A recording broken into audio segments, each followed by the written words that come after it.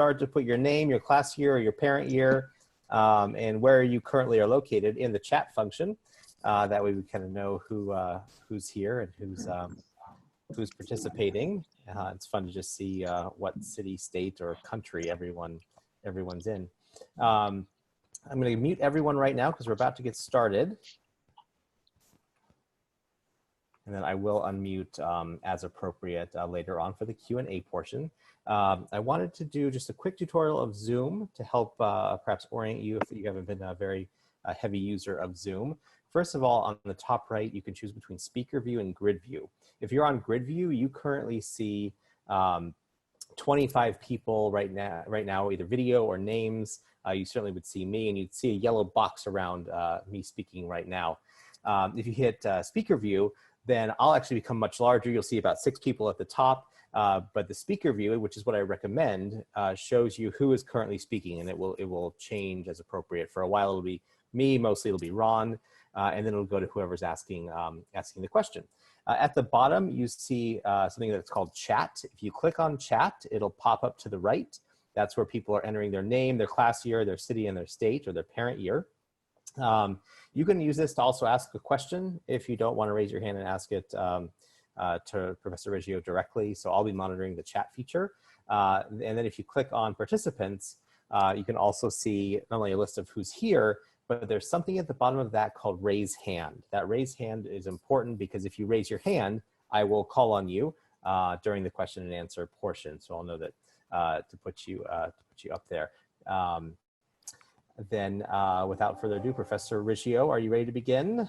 Yeah. All right, everyone, wherever you may be, I hope you are safe and healthy. Everything is still very busy here in Claremont. Our students are working remotely, except for about 50 who are still living on campus because they cannot safely return home for a variety of reasons. Our faculty are teaching virtual classes. It is a challenge, it is a change, but we are rising to that challenge, and we're very excited that we can share some of what our faculty either have been doing or are doing with you today. My name is Evan Rutter. I'm the Assistant Vice President for Alumni and Parent Engagement at the college, also an alumnus of the college. And on behalf of the college and the Office of Alumni and Parent Engagement, I wanted to take a moment to wish you all good health to you and your families during this global crisis. We've been putting together a series of these programs. I hope you're following us on Instagram at CMC Alumni and Families, or on Facebook's private group called the CMC Community. You can just put that in the search feature, and you can follow all the many exciting things that are happening that we're organizing. I will note there is a wine tasting. Should be, well, hold on, I gotta mute our new additions. Mute all. Sorry about that. And we'll be sending you other opportunities to engage. We hope that they're fun and they're intriguing and they're also a little bit different and you learn something through that process. Today, we're thrilled to have Ron Riggio, the Henry R. Kravis Professor of Leadership and Organizational Psychology. Most importantly, he is the father of a CMC alumna, class of 2010, Bree, who's in the Bay Area and hopefully watching today. Professor Riggio is also an honorary member of the CMC Alumni Association. Professor Riggio has authored more than a dozen books and more than 100 research articles and book chapters in the areas of leadership, leadership development, charismatic and transformational leadership, assessment centers, organizational psychology, and social psychology. His research work has included studies on the role of social skills and emotions in leadership, potential and success, empathy, social intelligence, emotional skill, and charisma. Professor Riggio, on behalf of all of us, thank you for being here. Thanks for giving us the hour. I turn it over to you. Okay, well, thank you. And it's so great to see so many faces that I haven't seen in so long, and some that I've seen more recently. So I'm actually coming to you from the beautiful Kravis Center, and I took that picture 2 weeks ago. So that's from the patio up on the 4th floor there. So I'm going to talk a little bit about crisis leadership, about leadership in general. And I want to start off and tell you that back in 2005, February of 2005, we had a leadership conference. We hosted one here at CMC, and Jay Conger and I. And the topic, it was called Best Practices in Leadership. And so what we tried to do was we tried to get an expert in each area of leadership. So we had somebody who was an expert in leader selection. We had somebody who was expert in leader development. And in fact, we ended up hiring that person. That was David Day, who's now with us. And we had an expert on crisis leadership. And he was from University of Southern California, Professor Ian Mitroff, who is sometimes called the father of crisis management. And he did something interesting. So he looked at Jay and I, and he said, how do you prepare as a college? How do you prepare for a crisis? And he says, what kinds of crises have you prepared for? And so he started off with this discussion. And we said, well, you know, we're in Southern California, so earthquakes. So of course we prepare for earthquakes. I think 2005 was right after all the energy issue with Enron and all that. And we said, well, we're prepared for if the electricity goes out, and we think about things like that. And I remember this in 2005, he said, do you prepare for a shooting on campus? And I remember thinking, how bizarre is that? Because the only shooting I could remember on campus, you might remember in the 1970s, University of Texas, the sniper went into a tower.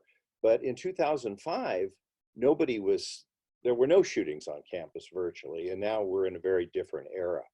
But that really stuck with me, this idea of prepare for all possibilities. So I'm going to share a PowerPoint with you all. Wait a minute. I think I'm doing all of this online teaching. You'd think I'd be doing this much more fluidly.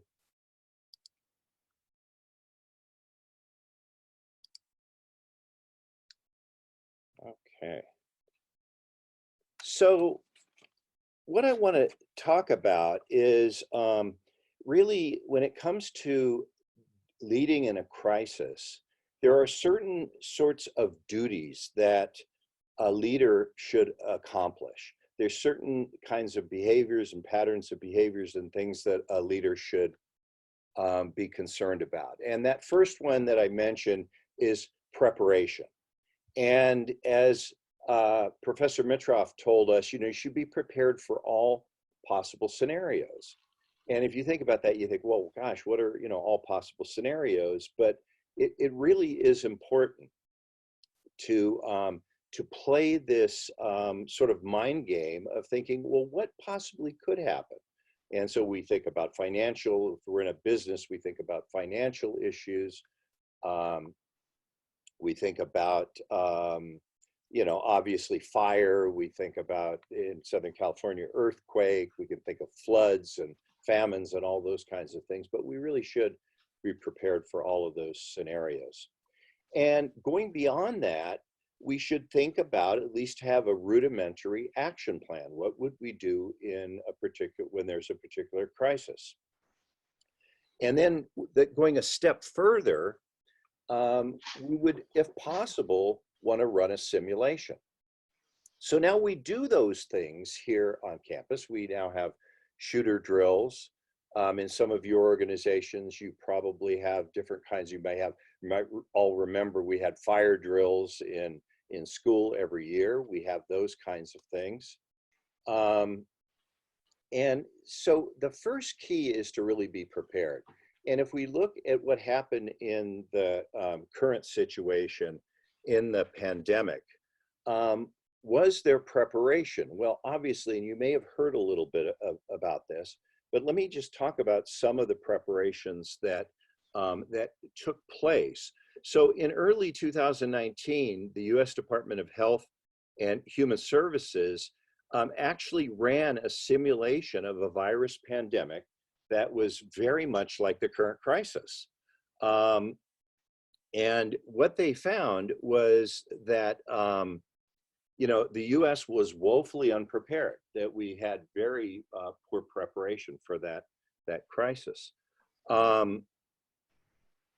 There also was the Obama administration in January of 2017 held a pandemic response training for the incoming Trump administration. And there was an action plan document, some of you might have heard about this, that was to help the administration deal with the crisis early on. But early on, that document was not circulated widely, and many parts of it were ignored. So the first duty of a leader in a crisis is to be prepared. So second, there's this important duty of consulting with experts. So when you're dealing with a crisis, you need to have a diversity of opinions. You need to consult widely with scientists, economists, security officials, anyone who would have valuable knowledge that can help in dealing with a crisis. Now, you want to include your loyal advisors, but you should also include, a diversity of experts with different opinions, different perspectives, different alliances. And we know this from group processes, group decision-making processes. If you have too much like-minded thinking, the plans of action and the reactions tend to be very narrow. So the diversity of opinions helps us to prevent relying on those sort of narrow-minded and like-minded strategies. And there's a well-known concept in group psychology called groupthink. And groupthink has shown to lead to very, very bad decision making. And it's usually done when you don't have a diverse group of decision makers.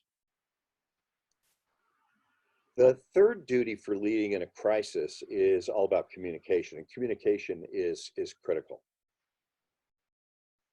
And when we talk about communication, you need to communicate clearly, and I'll talk a little bit about authentic communication.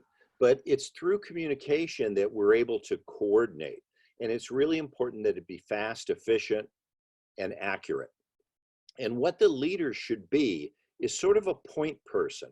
Think of the leader in a crisis situation, particularly a government leader, as sort of a narrator or maybe a master of ceremonies who's coordinating the various messages that are coming in from different experts, different knowledgeable parties, and conveying that information to constituents, to the people that are the followers.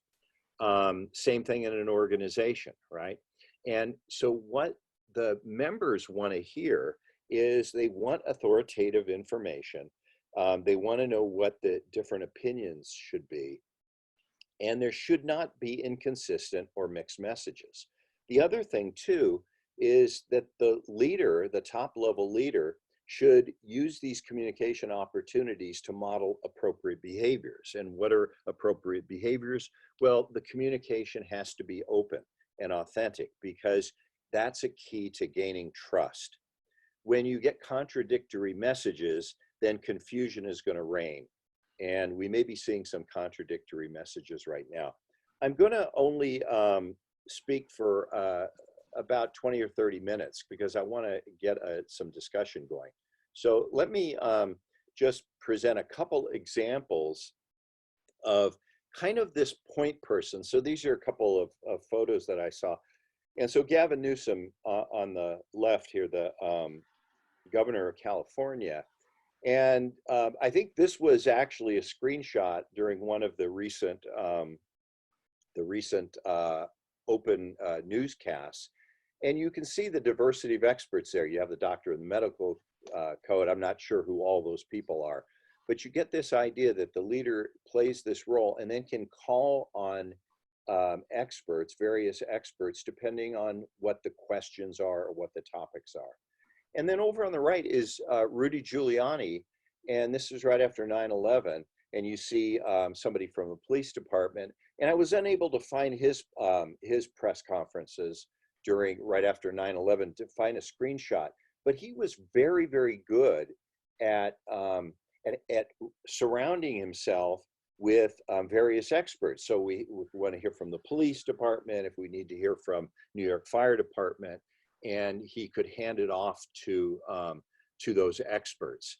And one of the things why I think Giuliani became so popular, sometimes called America's mayor, was the way he handled that. And he was constantly on TV with his experts, playing that sort of MC role of making sure that the information was flowing.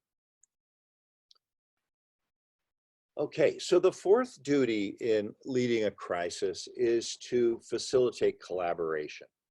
And there needs to be shared meaning. Now, these are underlying this are basic good leadership processes, leadership behaviors. So it's really important that when leaders are working with their followers, that there's some shared understanding of goals, shared understanding of how we get to those goals, the process.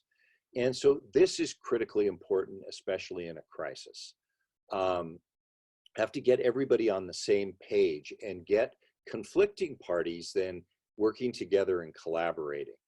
And I think what you're seeing right now in the pandemic, and we can talk about this a little bit later, is there's sometimes conflicts, obvious conflicts and a lack of coordination. If we talk about dealing with, in a crisis situation, dealing with conflicting parties, that's where it really calls on the leader's skills in conflict management. And what you want to strive for is to try to satisfy conflicting parties, to try to get to win-win or collaborative solutions. Many times too, you have to reach well beyond your organization. You have to go outside of the normal channels to kind of bring in the kinds of resources and the kinds of expertise that you need. So in the current pandemic, that means going outside. So right now it's sort of interesting because I've seen a lot of people saying, well, why are we working with China when China kind of started all this? They're not friendly, but you have to make those situations work. If they have protective gear that we need or whatever, you have to work with parties that you normally wouldn't work with. So collaboration is really important. You also should avoid over centralization. So people are going to look to the top level leader for that sort of clear voice. But if you hold the decision-making power too far up at the top levels of the organization, then you're going to have a problem. So it's critical that the top level leader then empower leaders at lower levels to take action that they believe are appropriate. That's how you're going to encourage initiative, you're going to encourage innovation, but it's critically important that that top level leader monitor people. So it's just the same thing when we talk about empowering subordinates. It's really critically to monitor them. So when we talk about delegating, the critical part is really knowing how much sort of leeway and how much power to give to subordinates and monitoring that and making sure that they're not sort of overstepping and to make sure that when they need help, they have access to the leader. And then the last duty of a leader in a crisis is to restore a sense of well-being. And here's where we get into the relationship skills of the leader, the soft side of leadership, the need to demonstrate empathy, to show concern for people who are victims of the crisis, and then the second element is to always be optimistic. So some of you might remember my predecessor was Marty Chemers, and Marty used to talk about leaders with mettle, and M-E-T-T-L-E, leaders who have confidence and a sense of efficacy. That's one component of mettle. And the second is optimism, right? Nobody's going to follow a pessimistic leader. But it has to be, in a crisis, it has to be realistic optimism. You can't, say, hey, this is all going to disappear, or, you have to be realistic and say, we will get through this. And so when you think about presidents in crises, you think of Franklin Delano Roosevelt, acknowledging that, that everybody's afraid, demonstrating that sort of empathy. We have nothing to fear but fear itself. But there's also that optimism of we can't let the fear overtake us, right? Also, it's critically important to have what we call inspirational motivation. This is one of the elements of transformational leadership, and we've done a lot of work with transformational leadership. And inspirational motivation is getting people motivated. And it goes back to that idea of aligning people in terms of the goals and aligning people in terms of the process. But what you have to do is you have to get people to work hard to rebuild. And then the motivation doesn't stop when the crisis starts to subside, but you have to continue to work to prevent reoccurrence. And so what you want to do is and I saw Kevin Arnold's on here, and the military is very famous for their after action reviews. So one of the critical things for a leader is, after the crisis has subsided, is to go back and say, okay, what did we do right? What did we do wrong? And so it's very clear that that how a leader handles a crisis situation is critically important, and it can really make or break a leader. So I'm going to stop the share there, and I want to get a little conversation going, but I thought I would actually present a little case study and also inform you all about kind of what happened here at CMC as we entered the pandemic. And so one of the things that the administration has been working on here at CMC is what they call academic continuity. And so there have been committees that have been meeting, and I think there was a standing committee, but the Dean of Faculty, the Dean of Students were very involved in this.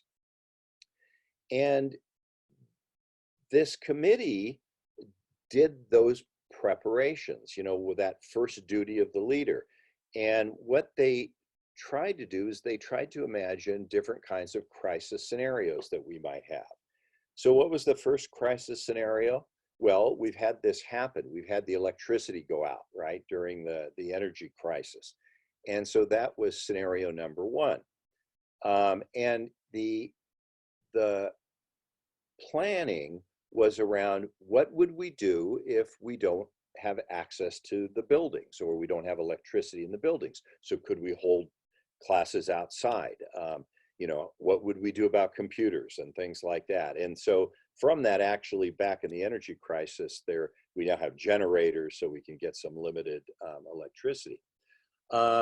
Scenario number three was, what if there's a fire, and what would we do? And part of this too was looking at the entire consortium, and what happens if there's a fire on one campus or some sort of other kind of crisis on a campus, and can we share resources? Scenario four was an earthquake. Scenario two, which I skipped over, was a flu pandemic. So what's interesting, and the idea was academic continuity. What would we do if we were faced with something like what we've actually been faced with? So there are a number of options. I actually have the academic continuity draft for discussion, and this was done right before we knew anything about the flu pandemic. And it says, teach in other spaces. What would happen? Option one, where we would have to teach in other spaces, but teach in the same time slots. Teach in other spaces at different time slots. Use a light online learning platform. And when we get down to the last option, it's use a sophisticated online platform for courses and change the structure of courses. And that's where we are now. But one of the things that I think was really impressive was how quickly we acclimated to the situation. And a lot of it goes to that planning, and so that first duty that I talked about is planning, figuring out what possible scenarios are there, having some sort of action plan for those. So I have another slide that we might talk about in terms of this particular pandemic and how it might lead to changes in leadership, changes in national leadership, changes in how we think about leadership. But I thought I'd stop here, and I'd really like to get some discussion going about the current situation, about crisis leadership, comments, questions, etc. All right, thank you very much, Ron. I encourage you all to either enter a question in the chat feature or virtually raise your hand by clicking raise hand in the participant section. We have the first question to Art Dodd, who would like to speak on size. Oh, hi, Art. Yeah, thank you. Ron, thank you very much. Just as a point of reference, I was the alum who had the opportunity to introduce Marty Chemers to his first alumni presentation back in his first year on campus. But my question, the 6 areas you outlined, talk a little bit, please, about how size of the problem or the size involved, city, county, state, national issues, international issues, affect the 1 through 6 areas. Yeah, so I mean, I think you're just taking those up to the next level, but you're seeing a lot of that delegation that's occurring. Now, one of the other areas that I think is really important is the idea of followership or engaged followers, right? And so one of the issues is sort of who's leading and who's following, right? And so what happens is when there's when the top level leadership isn't necessarily either able or willing to do the job, then it's the responsibility of the lower level leaders to sort of pick up the slack. And I think you're seeing that happening all over the United States. So when so you see governors taking charge and they're going in different directions, right? But it's being brought down to even to the very, very local levels. So you have mayors implementing restrictions that are sometimes contrary to what the larger organization is doing. So it's really all about dispersed leadership and dispersing the leadership further down the line. But I think the same duties apply to those lower level leaders as to the higher level leader. And you're sort of seeing that, right? So you can go online, you can go on PBS or something, and you can see state by state governors giving press conferences talking about what they're doing. But if you get down to the local level, you can also see those if you listen to local radio. So does that help, Art? Does that? No, Art's unmuted. Yes, that's living in Southern California, like I'm not surprised one of your school scenario was earthquake type deal, but you also had the ability, like you said, to when you have an electricity crisis and prices spike, well, your first scenario was losing electricity. And Amy Kine said in her presentation, one of the first emails that went out faculty-wide was activate your Zoom accounts. Yeah. So the transition was actually pretty easy, partly because of that. I'm going to actually grab something. Christine will be up for the next question, and then Mark Schwartz. So I was looking for a cooperative game to use with my leadership students, and some of you, let's see if you can see this. Maybe I need to take that backdrop off so you can see it. I don't know if it's coming out very well. It's called Pandemic. So this is gamers know this game, right? It's kind of like it's a cooperative game.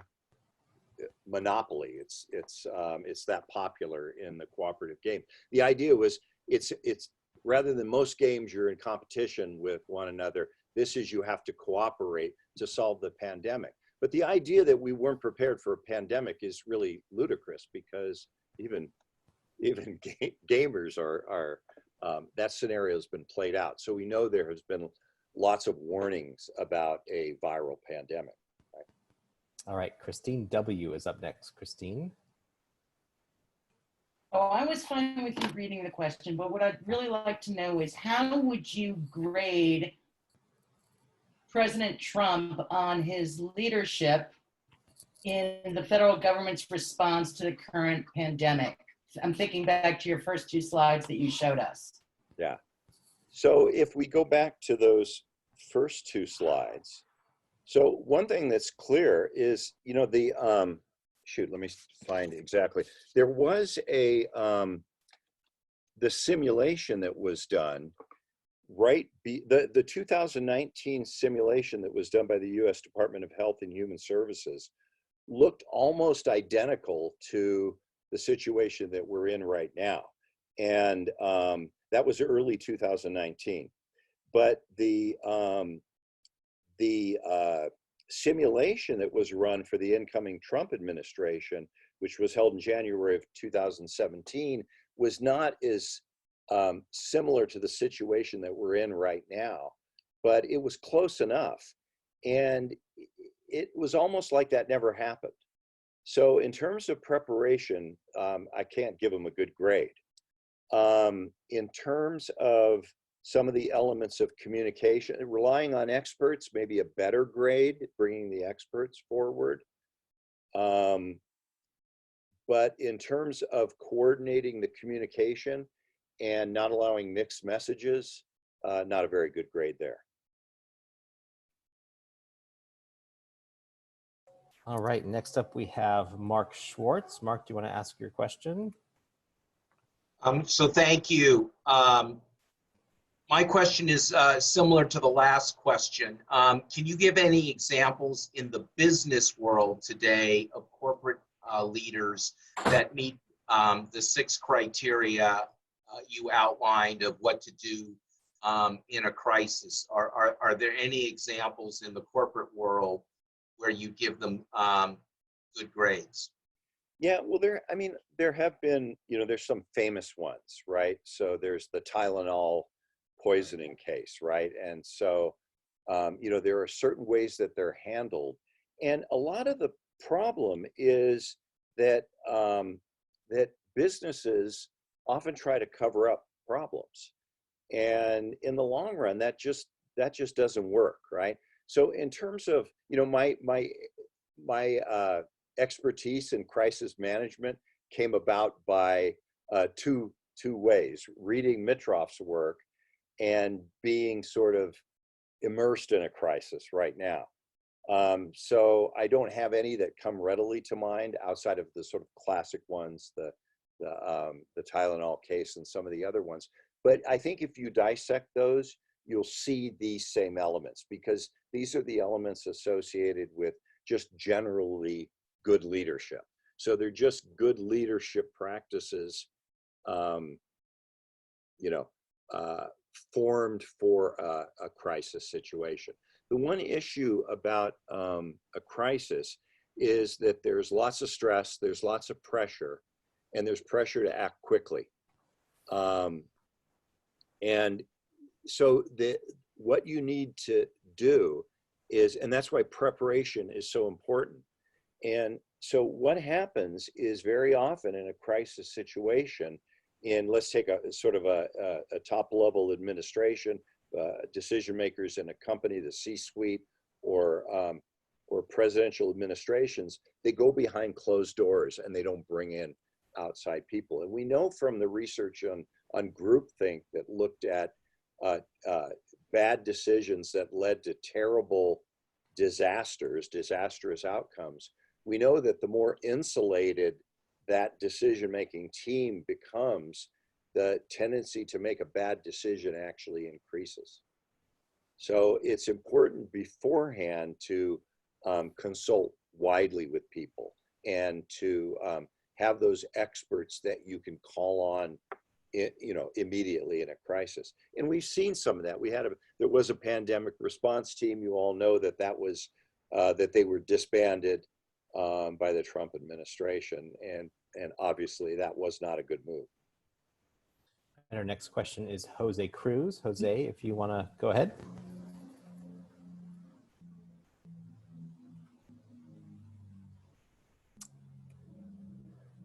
Maybe Jose's having technical difficulties. We will go to Richard Draper. Richard. Yes, hi, Professor Riggio. You really, set up a good conversation here, and appreciate that and the discussion. So for a moment, doing the old CMC, let's look at it from the perspective of the prince, the Machiavellian prince. So I think you're making the case that, yeah, from the public point of view, this current president hasn't maybe delivered high grades along the criteria you've set up. But how about from his perspective politically, kind of blaming the governors, but accepting responsibility, working it back and forth? How do you think this will play out for him in November? Well, I think it really depends on, on where we are in the fall as it approaches the election, right? I mean, it's clear that, well, so the double-edged sword of delegating is that it takes away the ownership from the leader, right? So delegating to the governors, and from the sort of Machiavellian standpoint is, well, that then you can use that to deflect responsibility, right? But I think if you go back to sort of the Harry Truman idea of, where does the buck stop? The top level leader has to take responsibility for, for the ultimate coordination of what's going on. So we're going to probably see successes and failures at the state level, maybe even at the county level or the local level. We're going to see different, instances of success and failure. And I'm sure there's going to be a lot of analysis of that. But yeah, from a Machiavellian standpoint, one of the things that you're trying to do is put yourself in a positive light. And there's plenty of opportunities to do that, but that may in the long run backfire. Yeah, I agree. All right, Jose is back. Jose, go ahead. Hi, I apologize. I guess a little bit of a two-part question. So following along the theme that we've been hearing, we've seen the president and others in the administration and in the Republican Party actually come out and state that you should not bail out governments, particularly Democratic or blue state governments. And in part, in response to that, even before that, you've seen, as you've noted, kind of allegiances forming, California, Oregon, and Washington, New York and Rhode Island, and Connecticut and New Jersey, to come up in that huge void of federal, national, clear, consistent leadership to come up with a plan that at least would begin to attack situations regionally. What's the longer term outcome of that? I mean, my perspective is the federal government is almost, to your point, saying we accept no responsibility, we're abdicating all of that, but when the credit is due, we will take full credit for that. Yet you have governors filling in, particularly Governor Newsom and Governor Cuomo and Governor DeWine. What does that do to the country in the longer term? Because I think that's really dangerous. Yeah. So I think that the increasing divide, the increasing political divide, has created this scenario, right? So essentially, what has happened is we're again divided along political lines in a case where we shouldn't be divided along political lines. I mean, everybody is facing the same threat, right? So, and the issue, when you talk about conflict management and trying to bring conflicting parties together, the critical thing is what we call superordinate goals, right? To look at the larger goal of what do we have in common? And what we have in common is that we're all facing the same threat. And so if we look back years from now on this, we're going to say, well, those parties that are sort of going their own way, apart from the government, there's going to be costs associated with that too. There's going to be failures associated with that, and it's just going to get back to that sort of bipartisan blame game thing, right? So that's because the administration let us down, that the president let us down. It's not a good scenario, right? We should all be pulling together. So what we really need is to pull all of this together and have a centralized process where everybody's in communication, but we're all moving along the same lines. And you're seeing it right now. Certain states opening up, making it sort of a political ploy. It's really not best practices. These are sort of worst practices.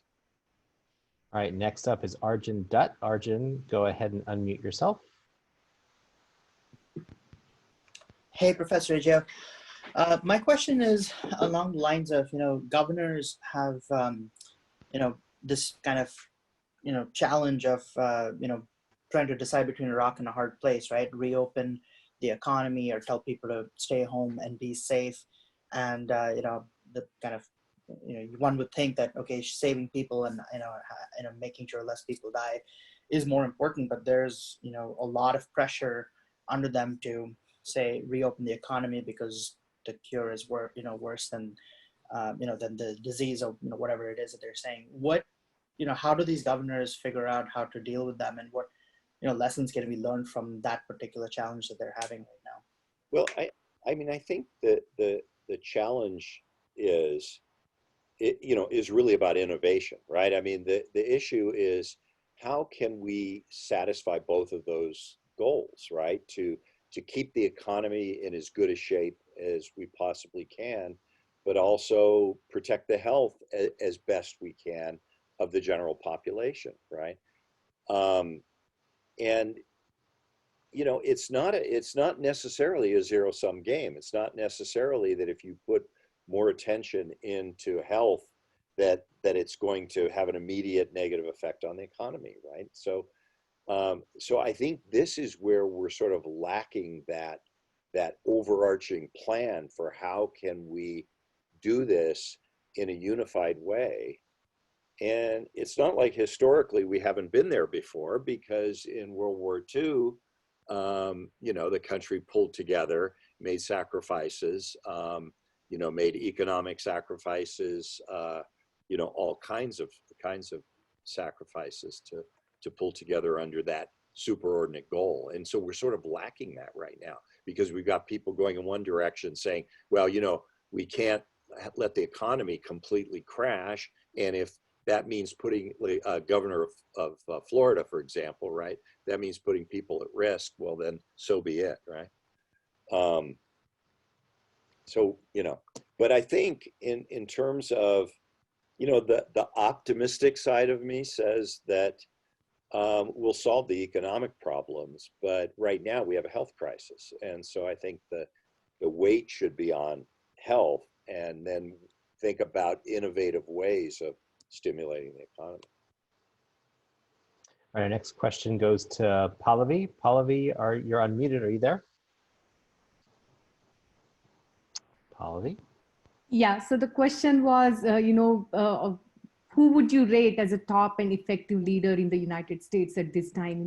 The governors, the vice president, the president, anybody who stands out?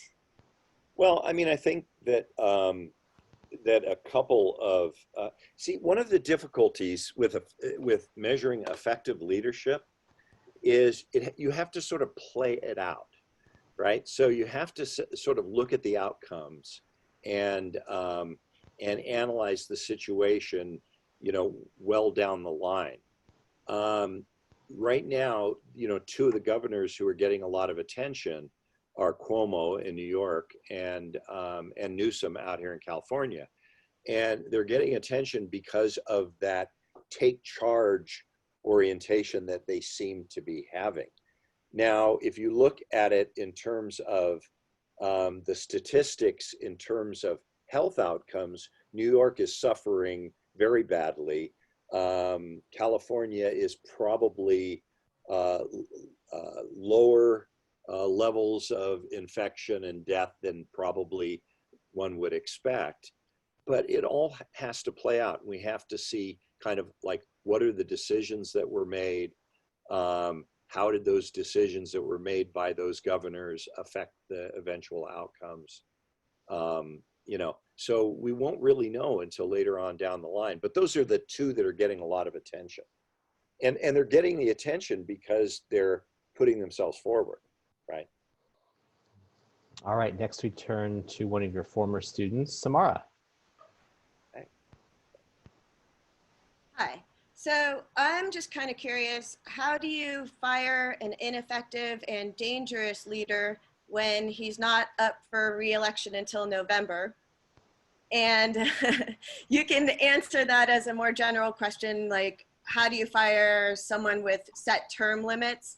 And the rest of us exist in a world where most of us work at will. So why do we not demand that from our politicians as well? Well, Sam, that's a tough question. So, and I'm not a political scientist, right? It's the system we have, right? I mean, it's sort of interesting. I went to a talk at CGU by a sociologist who has looked at this sort of continuing polarization, right? The political polarization. And he presents some interesting data. Is your political perspective completely changes the way you view the world, right? So if you would say, if you would have asked Republicans and Democrats back in January, how much of a threat is this pandemic? Democrats, about 80% would have said, this is a big threat, and about 80% of Republicans. And he presented data on that, right? So, it colors the way we think about things. And, I was sitting thinking about that, and I said, well, you've done research in other countries. How much is this related to the fact that we have a two-party system? And he said, well, essentially the polarization, you can't get any worse than in a two-party system, right?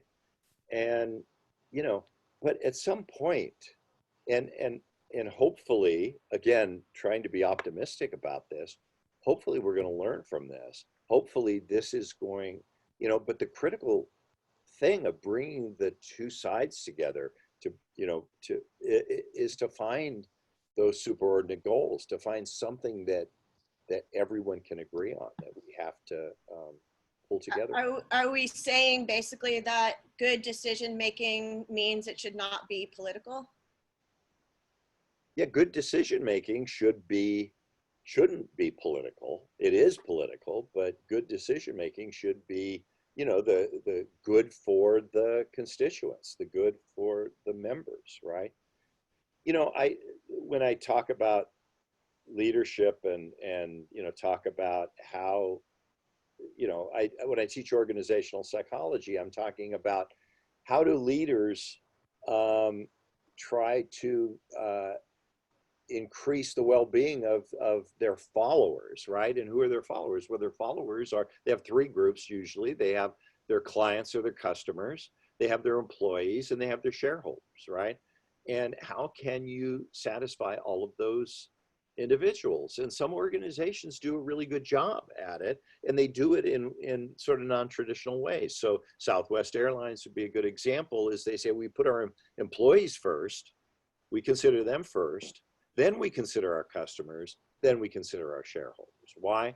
Because if our employees are happy, they give good customer service, customers are happy, that leads to profit, and our shareholders are happy. And that's the way we do it, as opposed to other paths. And, and that's a good example of how you have to have that sort of alignment. Now, politics is not my thing so much, but we've got to find some way to bring those sides together. I mean, we're headed, it's not going to get better. Next up is Paul Nathan. Paul, go ahead. First of all, Ron, on behalf of the whole Alumni Association, thank you so much for doing this. Thank you. And my question is, I know you've just stated that politics is not your mainstream, but obviously leadership is. And this is very controversial, but if you look around the world, the countries that handled this the best were the countries with the least democracy in them. And it starts to, your thinking process might go there to say strong leadership does not necessarily need a democracy. Like I said, it's controversial, but the facts are out there. Yeah, you're talking about China being able to kind of shut it down quickly, right? China was able to shut it down. Korea doesn't have a super democracy, meaning you might have a democratic state, but not to the levels you mentioned earlier. And I think it was a prime example of the federal government, the state government, the local government. When you reach these stages of democracy, everyone is going to point fingers to someone else. Therefore, when you're in a crisis, probably this great democracy that we live in this country is not going to be any helpful. As you also very clearly stated, having two strong parties that are constantly fighting with each other is not going to help the cause either. But my point is, if you look around the world, you look at Korea, even Japan is having a little bit of a tick up. You look at New Zealand, which, you know, they just went in there and they do not have anyone arguing against them. And you look at a lot of countries in the third world, which are dealing with a much worse scenario because of the lack of medicine and so forth. The ability to control their citizens is a lot greater. Yes, on the parallel, you could say that a country like Hungary is maybe taking advantage of it.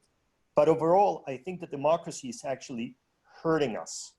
Yeah, and that may be the case, Paul. I mean, you know, I mean, if you sort of look at what, just locally here, sort of what happened was, you know, the mayor of Los Angeles said, you know, we're going to stay locked down, and you know, we're not going to open the beaches. And this past weekend, Orange County, you know, right next door, opened their beaches, and I saw, you know, there were 45,000 people at Newport Beach, and you know, so you know, we're having these little sort of experiments at the sort of local level, right? Of some people towing the line, I guess Garcetti being a little more controlling and Orange County being less controlling. And, you know, but again, we're going to have to do those sort of after action reviews of all of this and figure out what worked and what didn't work. And, you know, hopefully, you know, learn something from this. But I think that political divide is just, you know, is going to continue until we can really figure out and put the resources into healing the country. Great, thank you very much. Next up is Greg Vanerick. Sorry, Greg, if I'm pronouncing your last name incorrectly. Go ahead and ask your question. Hi, Ron, and thank you, Evan. Really great. And I'm interested in the leading from below aspect, Ron, particularly with Dr. Fauci and Dr. Birx. I think many of us have really watched with great interest to see these incredible dynamics of this really tough position that they're in. But what do you think they should be thinking about? You know, they're public health officials, but also helping us get through this crisis and have a leadership role. And so what might they do, or you know, how could they think about leading given their vantage points? Well, I mean, I think that's the issue that we're trying to instill in students here, and you know, that leadership occurs at all different levels, right? And so I think Dr. Fauci is a really good example of from the fact that he is a professional and has a certain amount of expertise, he's giving a consistent message. He's willing to disagree to a certain extent with, you know, with his leader, right, with the president. He's being cautious. So is she, Dr. Birx, right? She's being maybe a little more cautious about, you know, but, you know, one of the things that we talk about when it comes from the follower's perspective is this idea of you have to have courage. You have to have the courage to stand up to your leader. And so I think we're seeing, you know, small amounts of courage in some of these experts who are saying, you know, I'm going to disagree with what the leader's saying based on my expertise, right? And we try to tell, that's one of the lessons we try to teach here, is that both leaders and followers need to be courageous. They need, my friend Ira Chalef, the title of his book, Courageous Follower, standing up for and standing up to our leaders. So we stand up for them when they're on the right track, but when they're on the wrong track, we stand up to them and say, hey, you know, we're going down the wrong path. And I think you're seeing that from those medical experts to a certain extent, with a little bit of shading, because they've got to, I think if they lose their jobs, they see that as a net loss to the administration. We have time for one more question. It goes to Douglas. He's in order next. Apologies for those that I'm missing. Douglas, if you want to go ahead and ask your question.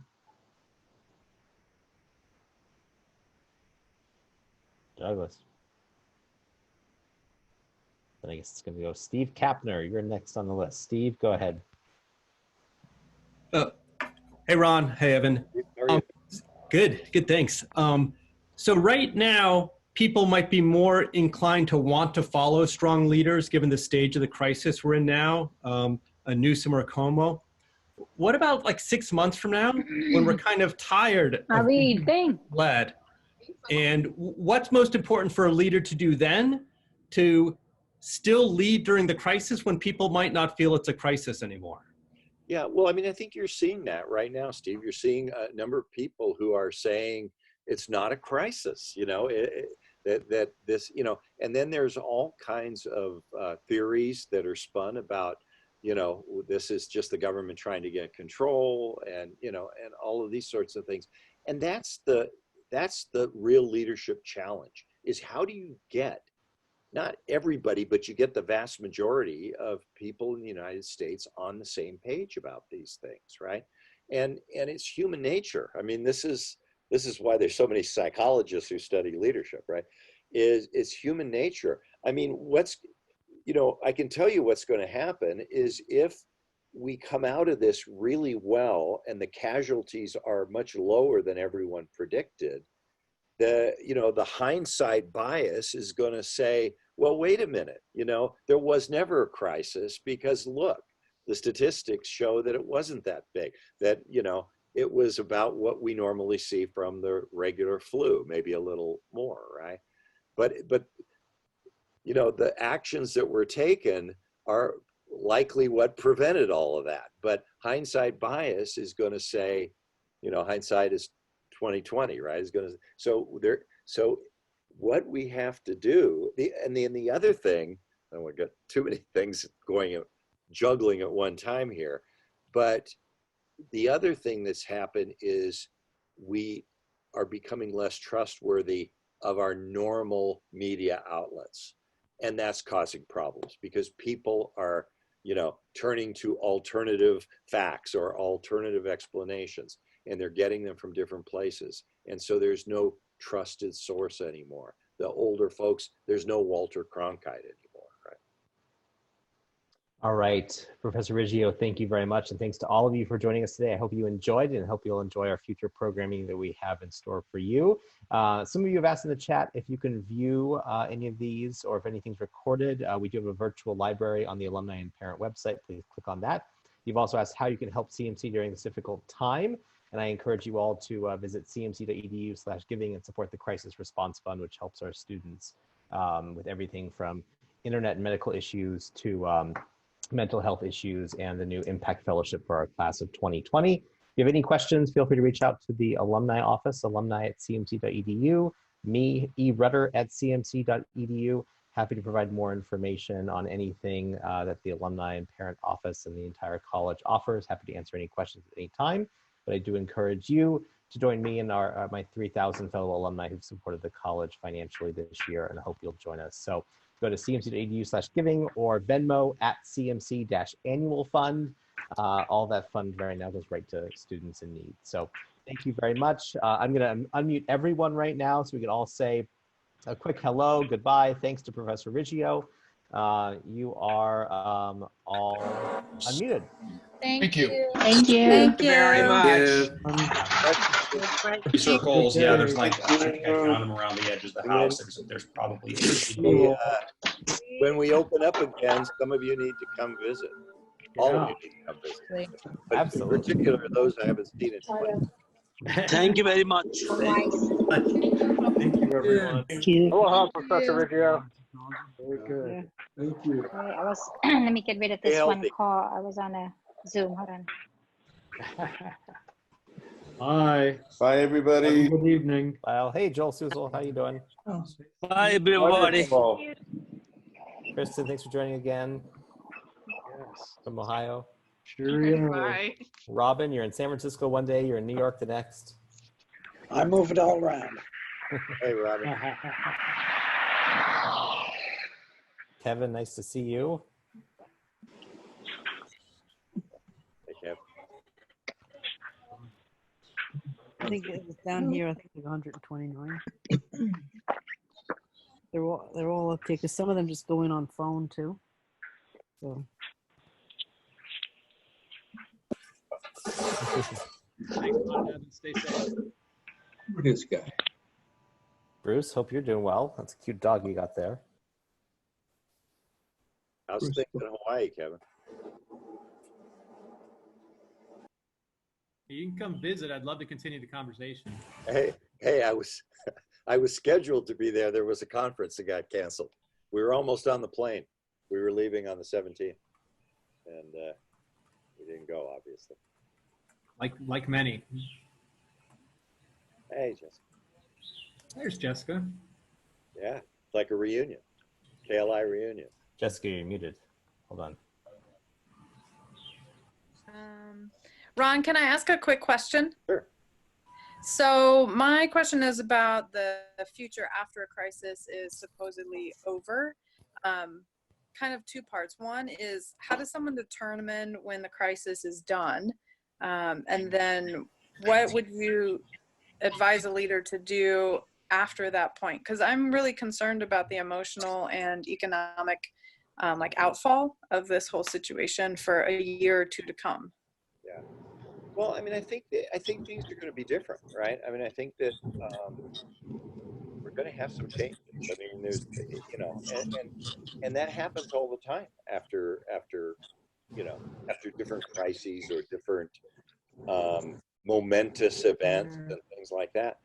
And so, you know, one of the things we say leader development, I'll turn to you guys because you guys used to do it, is leaders learn more from their failures than they do from their successes, right? Because they take a look at it and they say, what went wrong? How can we prevent that from happening again? When you're successful, you don't even really notice it. You just sort of keep going. And so hopefully this is going to be, you know, an opportunity. This might be a challenge for us. I was going to, if you guys want to stick around, I'll show you what I had kind of in the back here. And I came up with this, if you can see this, how might the crisis change us? I mean, one thing that we know from this is, well, we know this from other stuff. Top-down authoritarian leadership doesn't work, right? So you have to disperse the leadership. Second thing, science matters, right? So we need to fund preventative measures in all areas, right? Climate, health, everything else. When people get too self-interested, then that hurts the process, right? And I put in there servant leadership. We need to develop followers into leaders so that we have people who can jump forward. I saw a great thing today, and I don't think it was Claremont School District, it was probably another school district, but it was somebody from the school board who said, you know, people in the US tear down teachers and say that the public school system is broken and it's all, you know, over regimented and over controlled and all this. And they said in essentially 48 hours, teachers in this district all went online, and I see it at Claremont, and they just left it up to the teachers to do it. And in 48 hours, they were able to fix everything, right? So, you know, we need to think about followers, and then we need to learn the lessons from crisis experiences. So, you know, how are things going to change? I think there's going to be a lot of changes, right?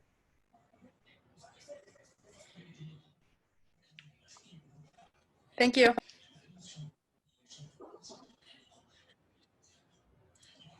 Awesome. Jessica, where do you live now? I'm up in Vancouver, Washington, and it's really nice. Huh? I thought you were in Colorado.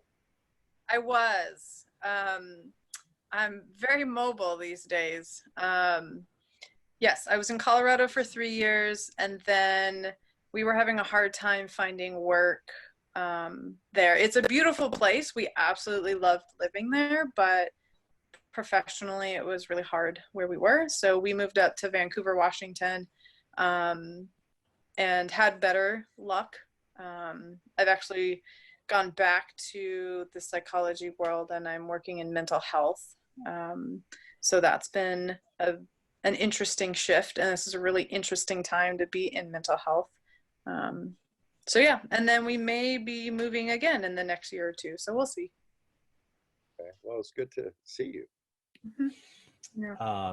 Anybody else have any questions? Anybody, you could just, Kevin, if you want to continue the conversation. I don't have to go anywhere.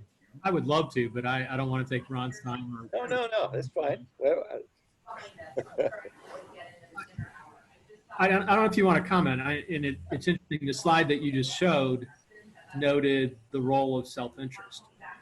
And I listened to the political commentaries. Ultimately, self-interest governs almost every one of those perspectives. How does someone's decision affect me? How does this crisis affect me? What do the difference in perspective of any family member of someone who's died, as opposed to anyone who feels like they're immune? That self-interest completely divides the focus on economic recovery versus health recovery. Yeah.